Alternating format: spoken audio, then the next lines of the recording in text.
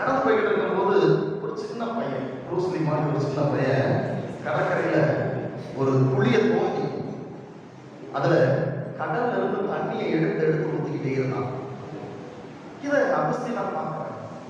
பார்த்துட்டு அந்த பையன் போய் கேட்கிறேன், தம்பி என்ன பண்ற அப்படின்னு கேட்கிறேன்.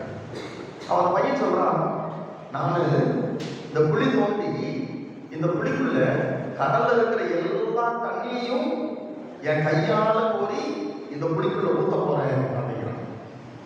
அப்படி சொன்னா நாம என்ன சொல்லுவோம்? சொல்றாரு, என்னப்பா சொல்ற, உனக்கே அது முட்டாள்தர மாதிரி இல்லையா?